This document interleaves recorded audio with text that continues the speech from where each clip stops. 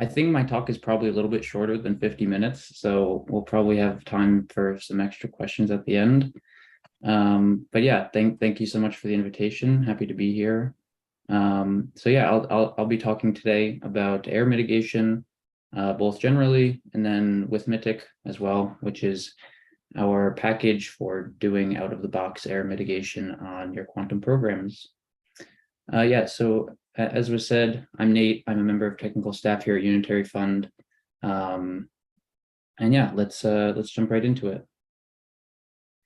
So just a quick overview of what we'll be talking about today. I'll give an overview of quantum error mitigation. We'll dive into two of these main techniques, zero noise extrapolation and probabilistic error cancellation.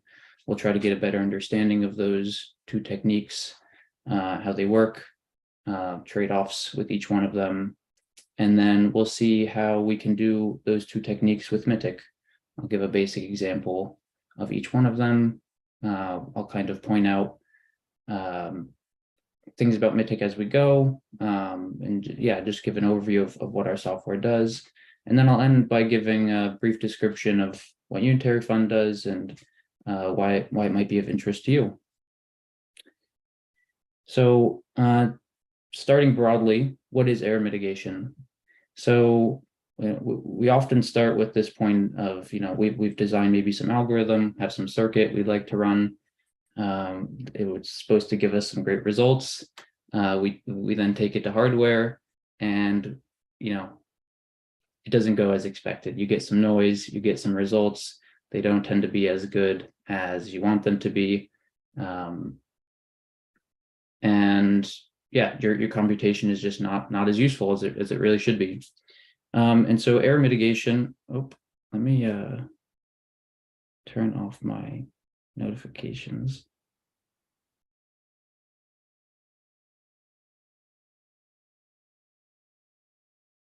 Sorry about that. And then error mitigation kind of comes in, and it's not the goal is not to completely remove this noise. Rather, the goal is to use techniques to kind of smush it down, get rid of it in some places. But we recognize that, especially on noisy intermediate scale NISQ devices, we're not going to be able to completely remove it. So error mitigation is about dealing with errors in their current state, not so much about removing them. And in terms of removing errors, you may know that in the mid-90s, error correction kind of came onto the scene, and Peter Shor showed that, well, there was all these concerns about decoherence of quantum systems, and what was quantum computation even feasible? And he showed that, well, yes, you can kind of spread out your quantum information over many qubits and use the fact that your information is spread out to kind of find errors and address them as they go.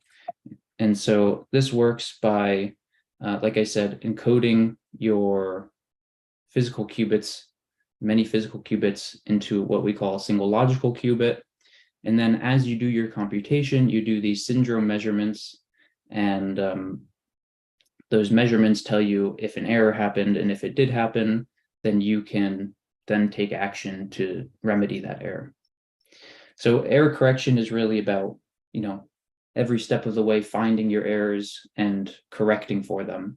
Whereas error mitigation takes quite a different approach, where instead of having this overhead of qubits, for example, the example that Peter Shor gave was something like a 9-qubit code. So you have a huge overhead of qubits. Since then, there's been tons of research on this field, and it's reduced the overhead, but it's still quite substantial. So it's not quite feasible to run on near-term hardware.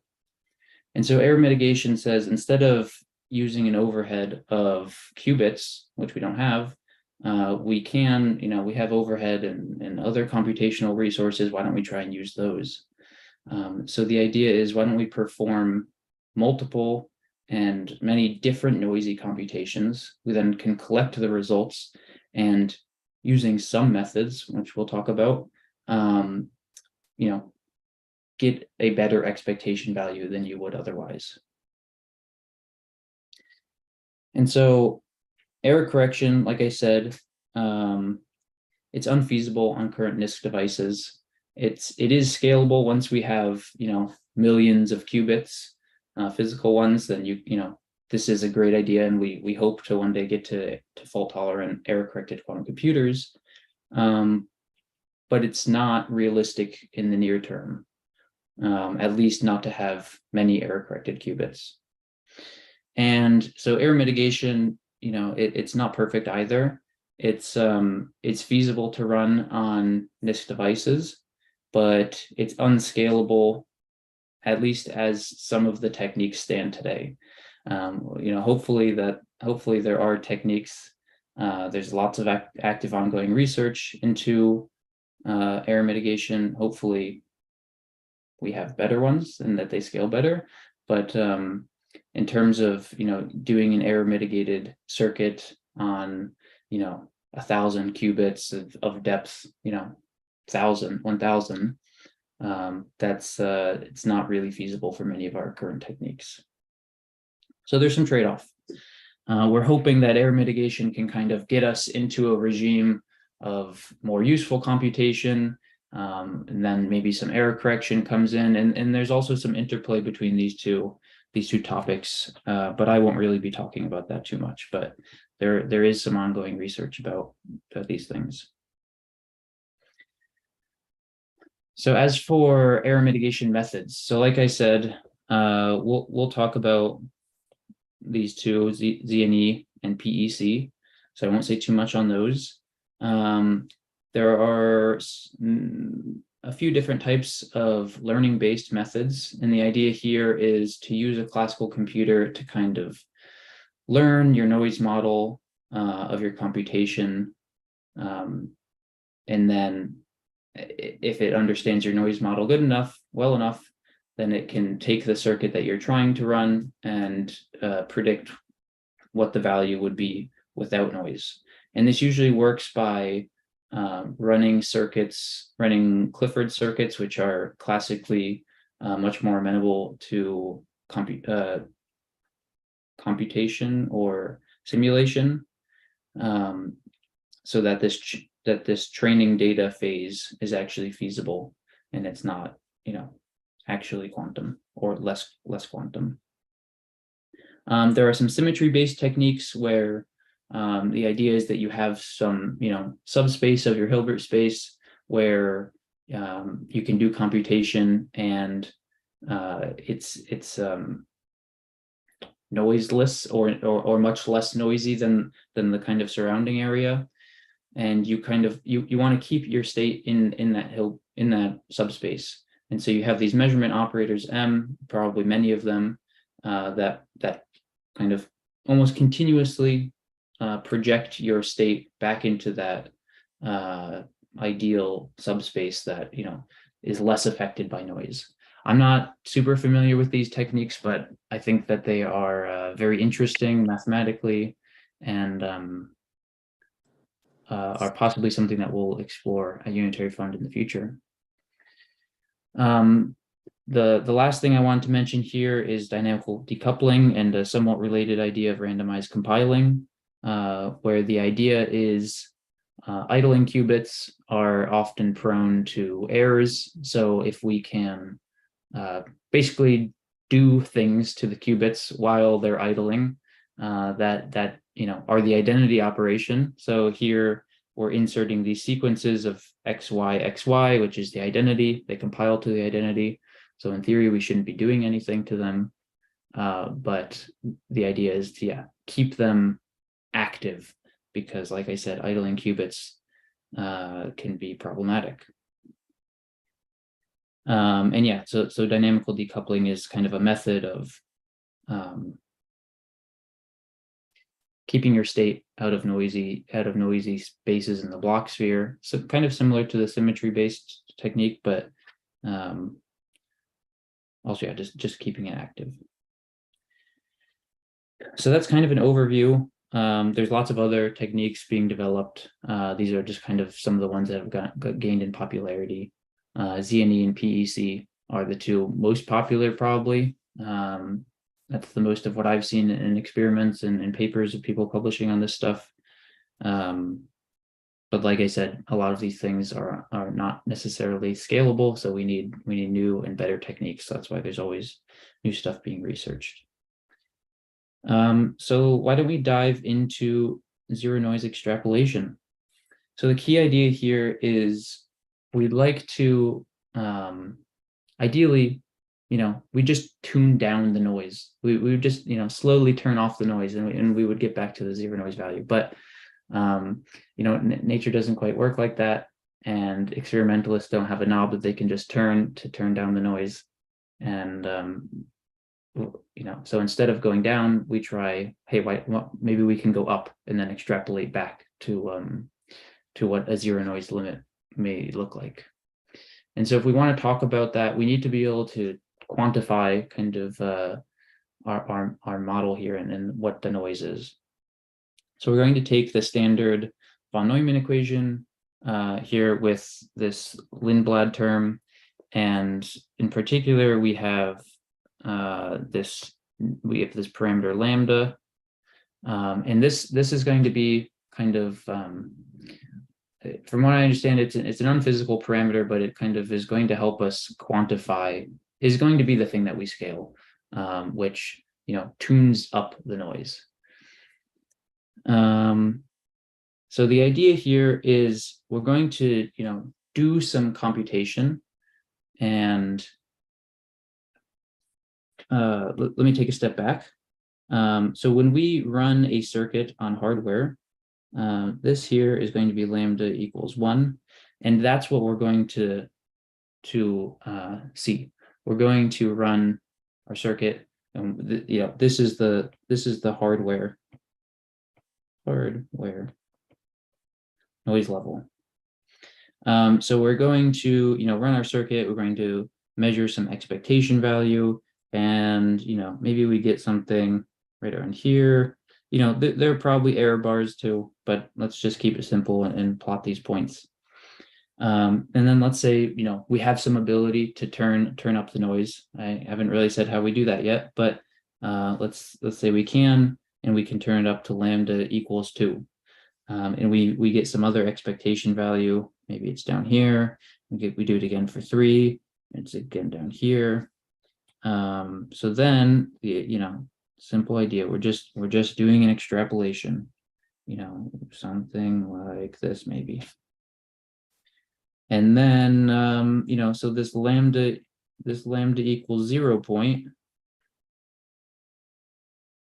that we extrapolate back to is going to be our new estimate for what that expectation value was. So instead of taking any of these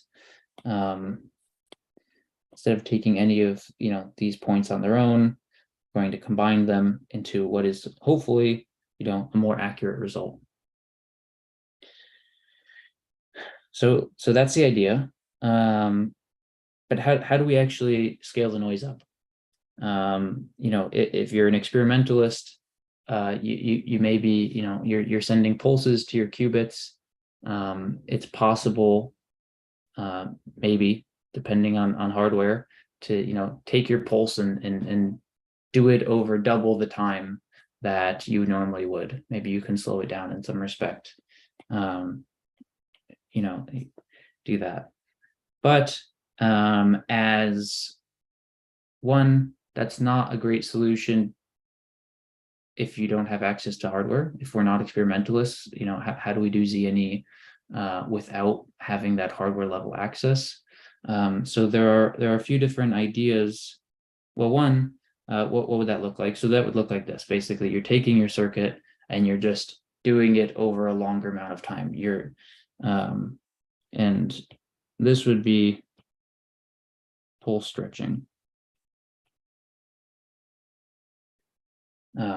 So like I said, just doing your pulses over a longer amount of time, artificially increasing the length of your computation. Like I said, This isn't ideal because it requires you to have access to very fine details. Most hardware providers are not providing that. So the other idea is to do what is often referred to as unitary folding. So the idea here, for this first one, this is called local folding. So the idea here is to take your gate, maybe this first one, you apply it, but then you apply its inverse, and then you apply it again. So in effect, you know, this is the identity. So you're not changing your computation at all. And again, here's the identity, here's the identity. So you're just doing your circuit, but you're doing these G dagger kind of combinations that increase the length of your circuit. And so by increasing the length of your circuit, you're kind of allowing more time to pass, and you're doing things that are kind of similar to this pull stretching, but you're actually doing something. So there are a few assumptions baked into this. One, that the inverse or the dagger have the same noise model as your gate, because if it doesn't, then the way that the noise is scaled is much more complicated. It's not too unreasonable of an assumption. It does work, but it's not perfect either. This method here, this is, similarly global folding, where instead of taking individual circuit layers, we're going to fold the entire circuit. So, you do your circuit, you do the inverse, and then you do your circuit again. Very similar idea, this whole thing is the identity. And then finally, here we have identity insertion. So as I said before, idling qubits can often be a source of noise. And so what you do here, in some of these programming languages, you might just be like adding an actual identity. So you're adding layers of identities between your gates to increase the depth, increase the time it takes, in effect, increasing the noise.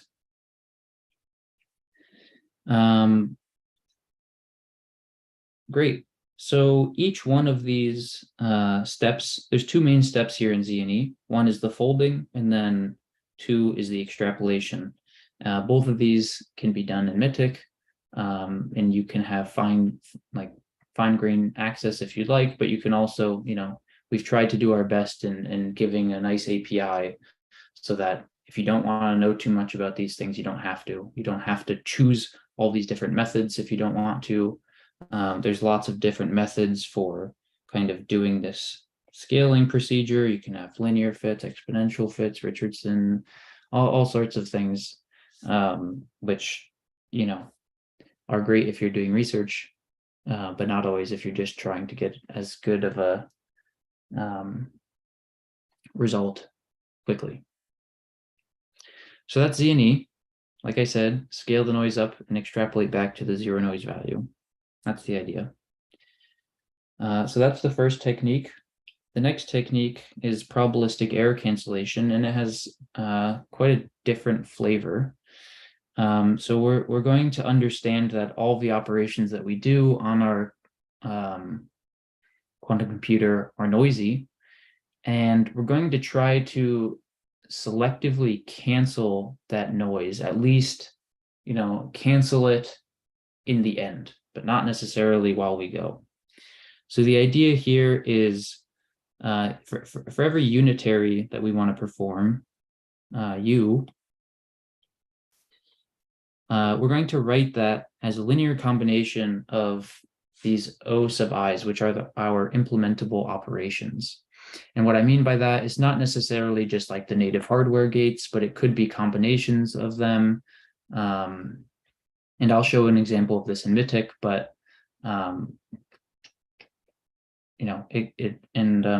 these coefficients A sub I are all real, but not necessarily positive. And for that fact, we call it a quasi-probability representation.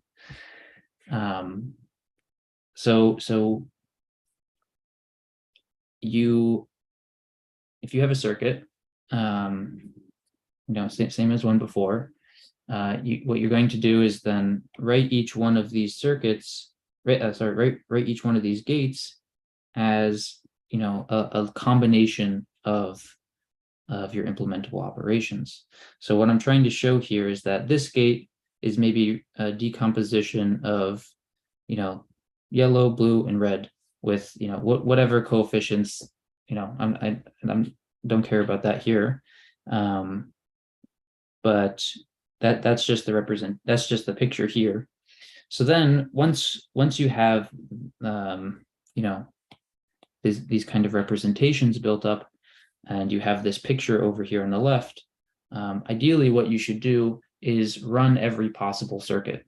You would run yellow, yellow, yellow, get the result for that, store it, and then run yellow, yellow, blue, get the result for that, store it, run yellow, yellow, red, and so on and so forth. As soon as your circuit is of any decent size, this is computationally intractable. You have way too many circuits you need to run. So you need to run a sampling procedure. And the way that you go about sampling each one of these circuits is you sample based on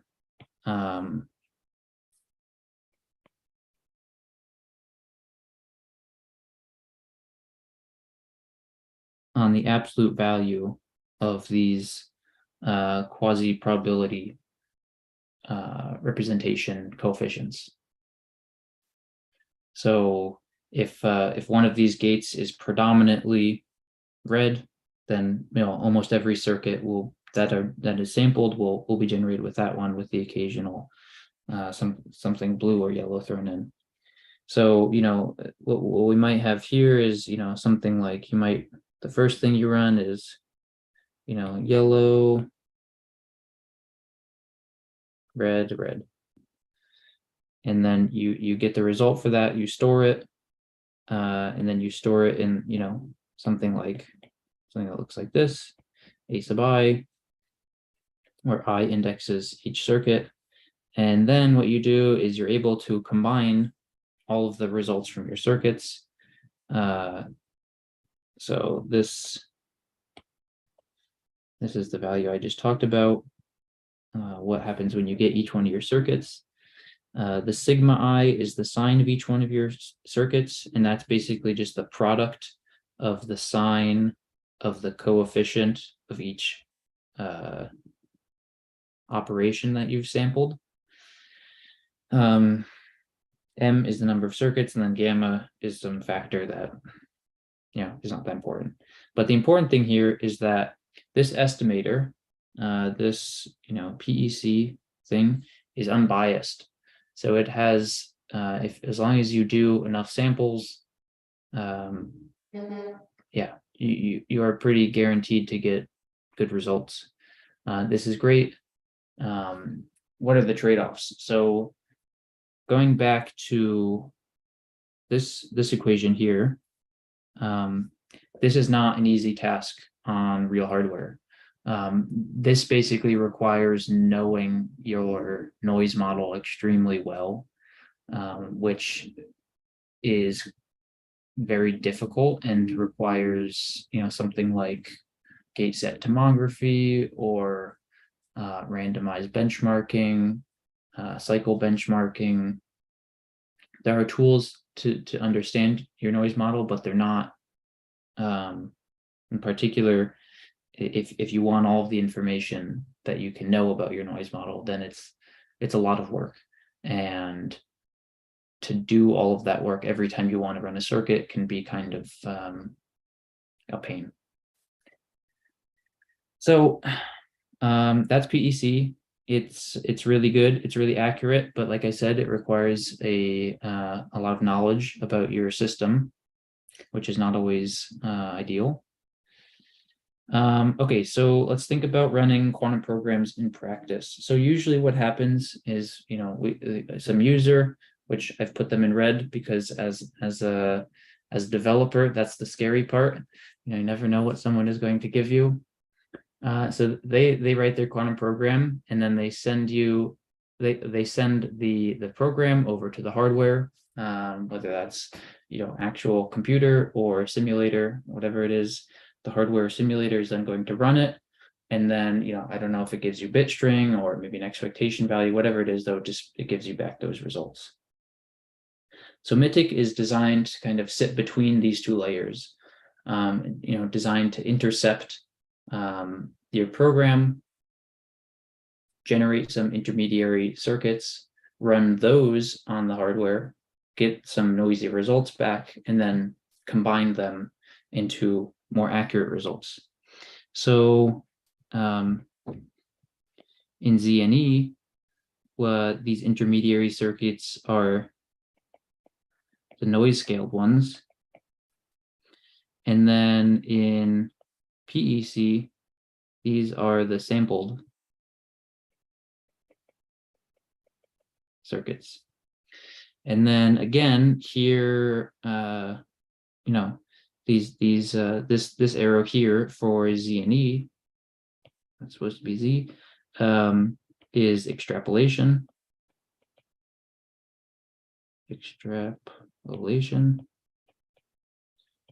And then for PEC, this is the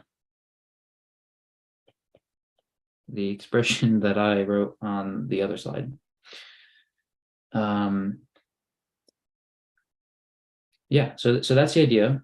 We want to be as inobtrusive as possible. Our goal is to not make the user have to do a lot of work to get better results. We want to basically give better results for free. Okay, so now I'm going to give a quick demo. Hopefully, let me pull up my stuff here.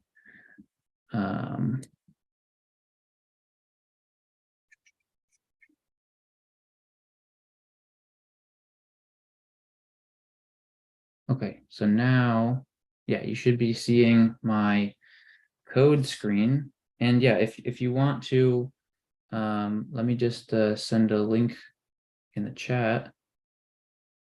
If you want to go check out our documentation while I do this, mitic.read.docs.io.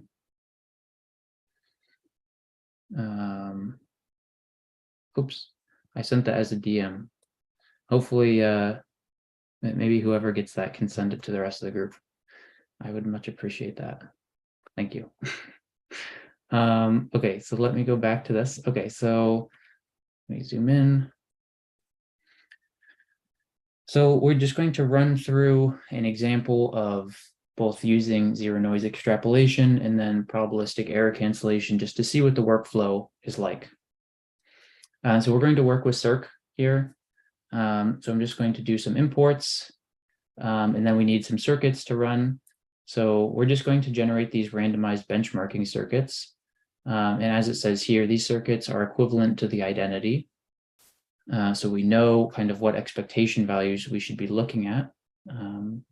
So here's what the circuit looks like. It's kind of just a big mess. Doesn't really matter what it is, though. And then the next thing we need to do is define an executor. So the executor is what tells MITIC how to actually execute circuits. So, you have the freedom in defining, do you want it to run on hardware? Do you want it to run on a simulator? But regardless, you need to define this function that takes in a circuit and that returns an expectation value. So many platforms like Qiskit return, bit strings when you want to run execute. So this function will, run something like that and convert bit strings to an expectation value. Here, what we're going to do is just take in a circuit. We're going to add noise to it because we're just doing a simulation. And then we are going to do a density matrix simulation and return the probability that the state is in the 0, 0 state, because we're only using 2 qubits here. Hopefully that's clear. Define that executor.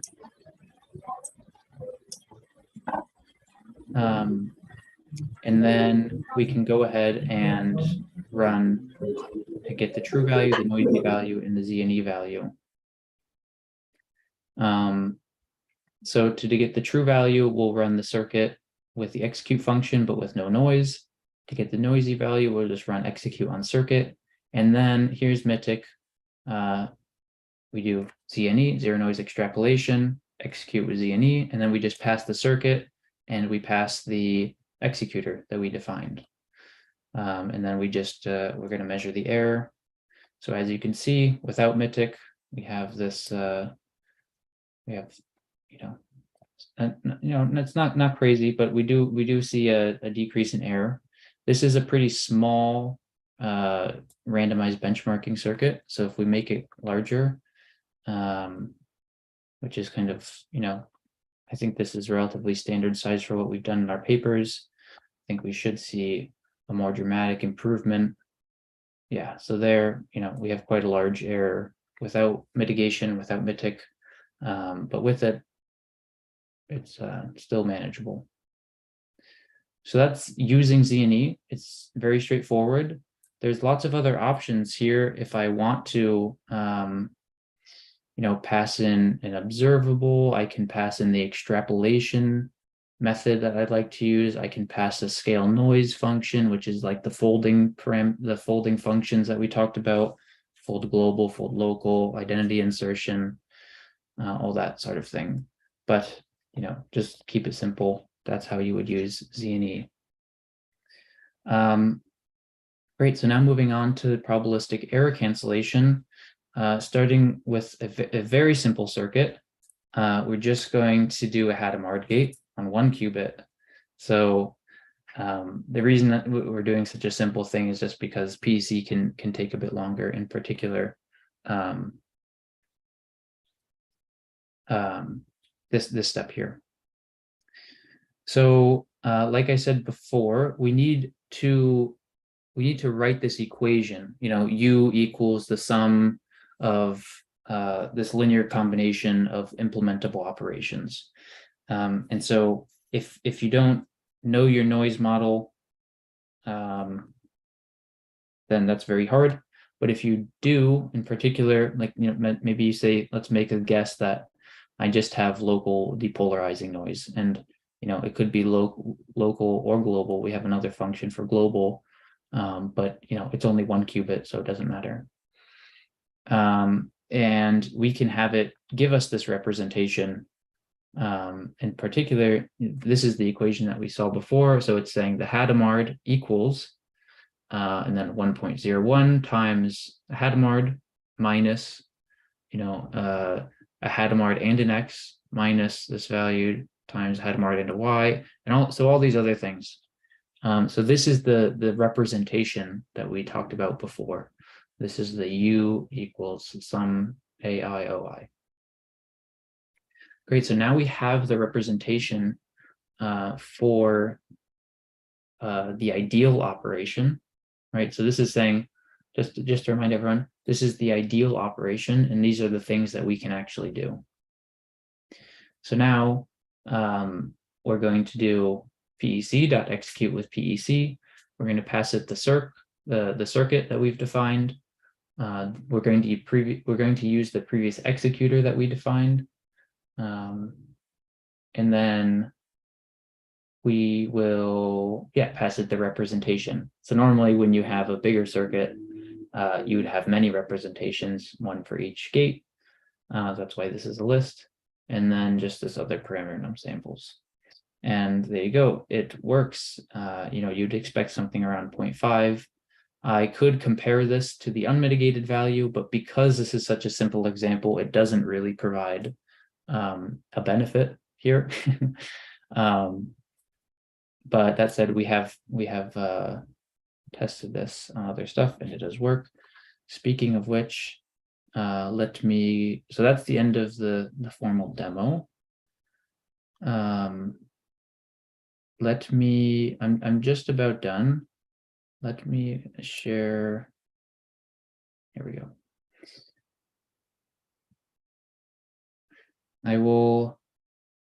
Okay, so does it work? Yes. These are some experiments that were done in our main paper, which you can check out with this QR code here.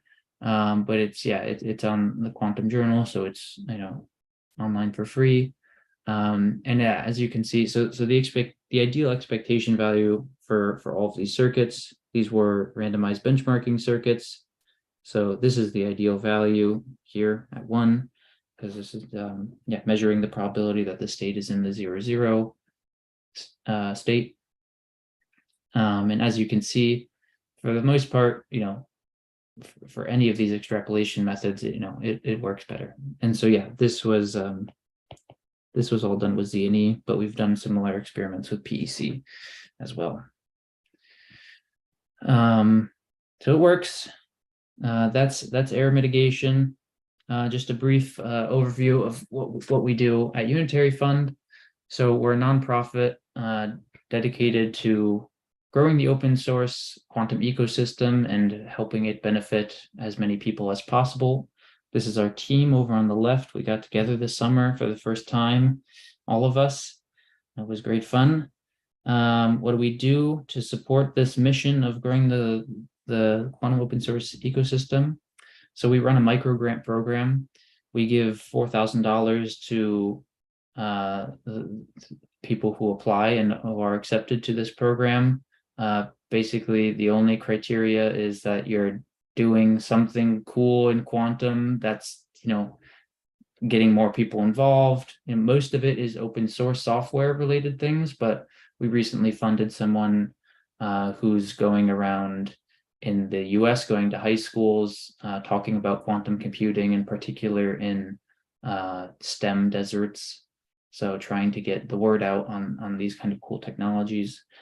So far, we funded, I think maybe 60, I think we maybe have more than 68 now, maybe 70 micro grants awarded. It's gone to over 23 countries. It's resulted in over 16 publications and 30 plus libraries. This is supposed to be approximately 6K commits, not the tilde on top. And it's also resulted in 2 startups and 2 nonprofits being formed. So that's very exciting and very cool. And if you are working in this space, definitely check it out. You can find more information on our website, which is just unitary.fund. I'll put it in the chat after. And then what else do we do to further this mission? We develop Mythic. That's all open source. You can check that out on GitHub. We recently, earlier this year, we launched Metric. Metric is a platform for community-driven quantum benchmarks. So what you see over here on the left is a screenshot of the website for this particular benchmark, quantum volume. So there are lots of different things that are being experimented with in quantum computation today. We're trying to grow the quantum volume. We're trying to push down T1 and T2 times. We're trying to increase circuit layer operations per second. There's lots of different metrics that, a lot of people are working on. And so we've built this website and platform to kind of track these things and help people kind of get an understanding of where the field is and where it's going. Hopefully this is beneficial to people. Like I said, it's at metric.info.